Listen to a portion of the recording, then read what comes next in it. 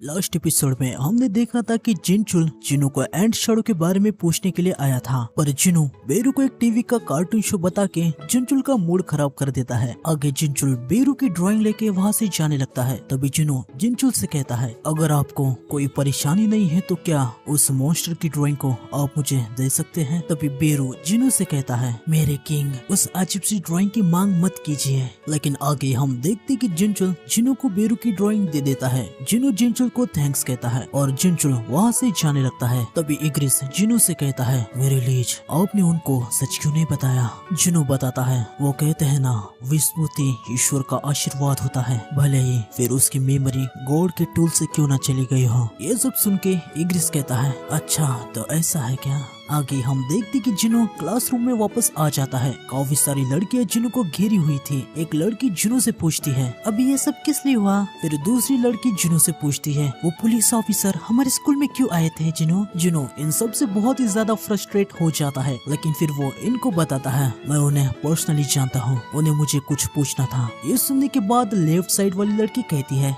वाह ये कितनी कूल बात है, तुम्हारी पुलिस ऑफिसर के साथ दोस्ती है, ये तो बहुत अच्छा है। तभी हम देखते कि वहाँ पे रेड जैकेट वाला बंदा आ जाता है। वो सारी लड़कियों को दूर करता है और वो जिनू से कहता है, लड़कों ने कहा है कि तुम्हारी बॉडी बहुत ही ज्यादा सॉलिड है। हम देखते कि वो जिनू को परेशान करने लगता है। वो जिनू को लड़ने के लिए उकसा रहा होता है। तभी पीछे से उसकी गर्दन को कोई पकड़ लेता है। आगे हमें पता चलता है कि ये चोई है। चोई इन बंदों से कहता है हमारे प्यारे मेंबर के साथ तुम्हारा क्या काम है। हाँ जिनू चोई से कहता है, कैप्टन आप यहाँ पे क्या कर रहे हैं। चोई जोर जोर से हंसने लगता है और वो जिनू से कहता है, अरे हम तो भूल ही गए कि हमारे नए क्लब मेंबर्स के लिए हमने वेलकम पार्टी रखी है, तुम और योंगिल आज फ्री हो ना। जिनू कहता है, हाँ। चोई कहता है, तो ठीक है हम स्कूल के बाद मिलते हैं। हम देखते कि चोई और गुशिक उन बंदों को ले जा रहे होते हैं। उस दूसरे बंदे का नाम है गुशिक। जिनू उनसे पूछता है, कैप्टन आप इन लोगों के साथ क्या करेंगे। चोई बताता है, हम जरा इनको हमारे साथ ट्रैक पे जॉगिंग करवाने के लिए ले जाएंगे। आगे हम देखते कि चोई और गोशिक काफी जोरों से भागने लगते हैं और साथ ही वो लोग उन बंदों को भी अपने साथ भगा ले जा रहे होते हैं। स्कूल खत्म हो जाता है। जिनू चोई और बाकी क्लब के मेंबर एक साथ होते हैं। चोई और जिनू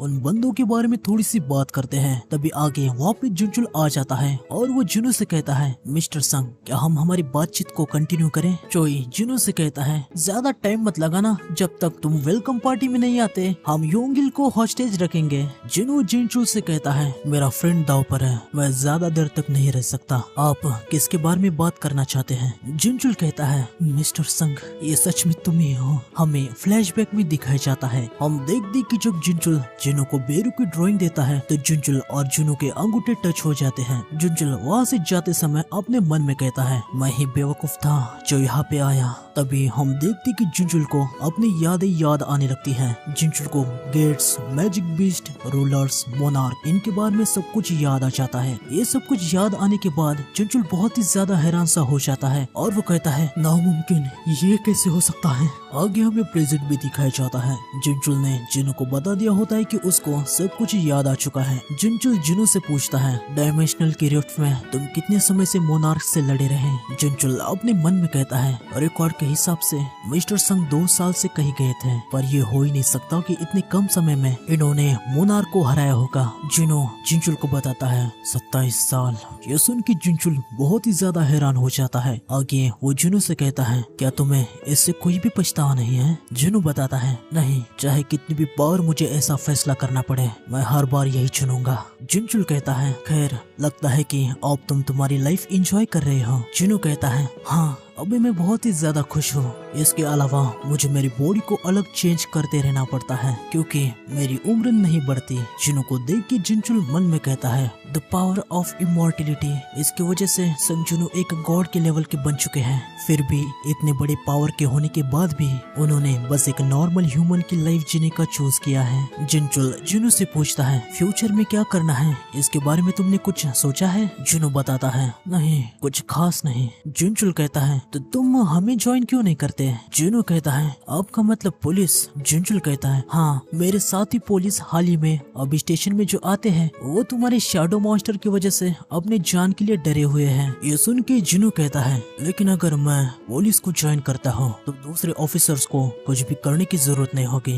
जुनचुल कहता है हाँ, और हम इसी तरीके की दुनिया बनाने की कोशिश कर रहे हैं। जुनू जुनचुल से कहता है मुझे इसके बारे में सोचने दीजिए। जुनू जाने लगता है। जुनचुल कहता है मैं तुम्हारे जवाब सुनने के लिए बेताब हूँ। जुनू उससे कहता है प्लीज ऐसा मत कीजिए, मुझे पता है कि आप बहुत ज्यादा काम करते हैं और आपको कुछ भी नहीं मिलता। आगे नरेटर हमें बताता है काफी समय बीत गया। अप्रैल और मई के बीच में आसमान में कुछ अजीब हो गया। आगे हम एक ट्रैवलर को देखते हैं जो कि डेजर्ट को क्रॉस करने वाला था। वो इमरजेंसी सेंटर को कॉल लगाता है और वो कहता है मैं ट्रैवलर हूँ और डेजर्ट को अभी क्रॉस कर रहा हूँ। इमरजेंसी रूम से एक लड़की कहती है क्या उधर कोई एक्सीडेंट हुआ है क्या? ट्रैवलर बताता है नहीं, ऐसा कुछ तो नहीं है। लेडी कहती है तो आपको क्या इमरजेंसी है सर? हम देखते कि ट्रैवलर बहुत ही ज्यादा डरा हुआ था। वो कहता है मैंने इसलिए कॉल नहीं किया है कि मैं प्रॉब्लम में हूँ, मैंने इसलिए कॉल किया है कि जो मैंने देखा मैं उसकी रिपोर्ट करूँ। लेडी कहती है क्या आपकी सिचुएशन अर्जेंट है? क्या मैं किसी को हेल्प करने के लिए वहाँ पे भेजूं? ट्रैवलर कहता है मुझे नहीं पता कि मैं इसे अर्जेंट कहूँ या नहीं। सच बताओ तो मुझे ये भी नहीं पता कि मैं इसे एक्सप्लेन कैसे करूँ। लेडी कहती है सर क्या हो रहा है इसके बारे में आपको हमें बताना होगा ताकि हम उसके हिसाब से रिस्पॉन्ड कर सके। ट्रैवलर आसमान में देखते हुए कहता है कुछ तो टूट रहा है, मैं बहुत सारे क्रैक्स को देख पा रहा हूँ। ये सुन के लेडी मन में कहती है क्या क्रैक्स? क्या डेजर्ट में कोई बिल्डिंग गिर रही है क्या? लेडी ट्रैवलर से कहती है सर आप एग्जैक्टली कहाँ क्रैक्स को देख रहे हैं? ट्रैवलर कहता है आसमान में। आगे हम देखते कि आसमान में बहुत ही बड़े बड़े क्रैक्स हो रहे हैं। फिर उसके बाद हमें रात में दिखाया जाता है। हम देखते कि जुनू पढ़ाई कर रहा होता है और इग्रिस जुनू की पढ़ाई में हेल्प कर रहा होता है। तभी जुनू और इग्रिस इन दोनों को इन क्रैक्स के बारे में फील हो जाता है। फिर आगे हम जुनू को एक कैफे में देखते हैं। वहाँ पे रूलर्स का मैसेंजर भी आया होता है। वो जुनू से कहता है शैडो मोनार्क काफी समय बाद हम मिले। जुनू मैसेंजर से कहता है जो हो रहा है उसके पीछे कोई रूलर्स तो नहीं है ना? ये सुन के मैसेंजर काफी ज्यादा पैनिक हो जाता है और वो जुनू से कहता है नहीं नहीं वो हम नहीं है, आपको तो पता है ना हमारे ट्रैवल करने का तरीका अलग है। जुनू मैसेंजर से पूछता है तो क्या आपको पता है कि इस प्रकार के क्रिएचर अर्थ पे आने वाले हैं? मैसेंजर बताता है वो आउटसाइडर्स है जो कि हमारे दुनिया में पहले भी आ चुके हैं। मुझे लगता है हेवनली आर्मी ने उनका पीछा करना बंद कर दिया है, इसलिए उन्होंने अपना डायरेक्शन बदल दिया है। ये सब सुनने के बाद जुनू पूछता है पर अब वो इधर क्यों आ रहे हैं? मैसेंजर बताता है वो जायंट्स का एक ग्रुप है जो सरवाइव करने के लिए प्लानेट के उस रॉक्स को खाते हैं जो कि लाइफ को सपोर्ट करते हैं। उन्हें उनकी दुनिया में टाइटन्स कहा जाता है। जुनू कहता है तो वो हमारे फ्रेंड्स नहीं है राइट? मैसेंजर कहता है हाँ वो हमारे कोई फ्रेंड्स नहीं है। जुनू कहता है जब पहले कप ऑफ री इनकारनेशन का यूज किया था ऐसा कभी भी नहीं हुआ। मैंने सही कहा ना? वास्तव में कप ऑफ री इनकारनेशन का यूज करने से पहले ही वो हमारी दुनिया में आ गए थे और अब उनके लिए कुछ ऐसा है कि जैसे कप ऑफ री इनकारनेशन का यूज ही नहीं किया है। ओरिजिनली वो तुम्हारी दुनिया को टारगेट करने वाले थे पर अभी वो अपना रास्ता बदल के अर्थ की तरफ आ रहे हैं। ये सब सुन के मैसेंजर कहता है यस आपने सब कुछ सही कहा। जुनू कहता है मैं समझ गया, उनका यहाँ आने का कारण मैं हूँ। मैसेंजर कहता है वो आपकी इनक्रेडिबल पावर को ट्रेस करके उसे फॉलो कर रहे हैं। कम से कम रूलर्स को तो यही लग रहा है। रूलर्स ने अपनी हेवनली आर्मी को पहले ही भेज दिया है। जुनू मैसेंजर से कहता है नहीं वो समय पे नहीं आ पाएंगे। जुनू अपने मन में कहता है अगर रूलर्स ने अभी हमारे दुनिया के लिए गेट तैयार करना शुरू कर भी दिया फिर भी उसे पूरी तरीके से तैयार होने में कुछ साल लग जाएंगे। इतने समय में तो सब कुछ पहले ही खत्म हो जाएगा। जुनू मैसेंजर से कहता है टाइटन्स को मैं खुद संभाल लूंगा। आगे हमें उसी डेजर्ट को दिखाया जाता है। ये यूएस के वेस्ट साइड के पोर्ट का एक डेजर्ट है। ट्रैवलर के इन्फॉर्म करने के बाद यहाँ पे पूरा एक छोटा सा मिलिट्री बेस बन गया है। आगे नरेटर हमें बताता है यूएस गवर्नमेंट ने इस एरिया को सील कर दिया है और जितने भी स्पेशलिस्ट हो सकते हैं उन सभी को यहाँ पे बुलाया गया है। काफी ज्यादा रिसर्च करने के बाद भी इनको कुछ भी जवाब नहीं मिल पाए हैं। तभी आगे हम यहाँ पे जुनू को देखते हैं जो कि यहाँ के सारे बेस और लोगों को अपने कमांडर ऑथोरिटी का यूज करके साइड में सुरक्षित कर देता है। वो कहता है टाइटन्स पे कोई भी वेपन वर्क नहीं करेंगे। जिनो को मैसेज हो जाता है कि एनिमी आ रहे हैं। वो अपने डैगर रश को एक्टिवेट कर देता है और वो कहता है चलो आ जाओ, तुम एक मोनार्क जो पहले एक हंटर रह चुका है उससे लड़ने वाले हो। आगे हम आर्मी वालों को देखते हैं जिनको जिनो ने साइड में सुरक्षित कर दिया होता है। आर्मी का कैप्टन बहुत ही ज्यादा हैरान हो जाता है। वो कहता है ये क्या हो रहा है। तभी आर्मी का कैप्टन पीछे देखता है। हम देखते कि गेट ओपन होने लगता है और बाद में उसके अंदर से काफी सारे टाइटन्स बाहर आने लगते हैं। टाइटन का लीडर जिनो से कहता है ये क्या तुम्हें सच में लगता है तुम अकेले खुद हम टाइटन्स को रोक सकते हैं। जिनो टाइटन के लीडर से कहता है क्या तुम्हें मैं अकेला दिख रहा हूँ। जिनो अपने शैडो आर्मी को समन करता है। अब जिनो के पास करोड़ों में शैडो आर्मी है। जिनो अपनी सारी की सारी शैडो आर्मी को समन कर देता है। उसके बाद ये एक दूसरे से भिड़ जाते हैं। आगे हमें यूएस के प्रेसिडेंट या पता नहीं इसके पोस्ट के बारे में हमें कुछ भी बताया नहीं गया, न ही इसका नाम हमें बताया गया। ये जो क्रैक आसमान में हुआ था उसके बारे में काफी ज्यादा सोच रहे थे और काफी ज्यादा टेंशन में भी आ रहे थे। उन्हें समझ नहीं आ रहा था कि ऐसी सिचुएशन में उन्हें क्या करना चाहिए, क्योंकि